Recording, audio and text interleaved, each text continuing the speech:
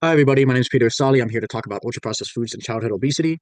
Ultra-processed foods is anything that is made in a, let's say, like a company or factory made high added sugar, high fat, food that you're not typically able to make in your own house. Things like chips and candy, instant soup, like instant ramen noodles. Like that's considered like one of the more popular forms for college students, like ultra-processed foods. But for kids, it's more like candy and chips.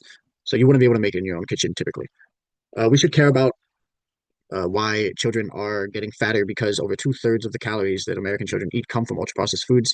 My research question was how do dietary patterns, particularly consumption of ultra-processed foods, influence the prevalence of childhood obesity in the US? You can see in the map here the obesity rates, like it's very high in Texas, Nevada, the South typically, and that is because of usually food deserts and culture.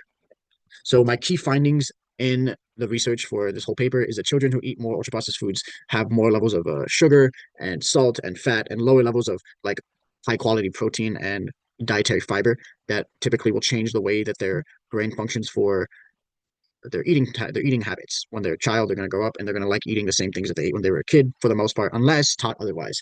So it reinforces unhealthy eating patterns. The second major theme is that when they were eating so much ultra processed foods, they have higher obesity prevalence because ultra processed food, as I said before, has lower protein and fiber, which will keep them less full. It will make them eat more. And people who consistently ate ultra processed foods just ate more calories overall, which was the a big part of the problem is overall just calorie intake. It's way easier to eat way more calories. Third, ultra processed foods disrupt natural appetite regulation. When you eat like high sugar foods, you're gonna get as you know, like a glycemic spike in your blood sugar, right? And then there's gonna crash from insulin, and then you're gonna get very hungry after the insulin goes through because your body's gonna be going through a vicious up and down cycle, and that'll just make you want to keep eating, encouraging more calories, as I said before. For the public health connection, obesity does increase the risk of diabetes, heart disease, cancer, depression.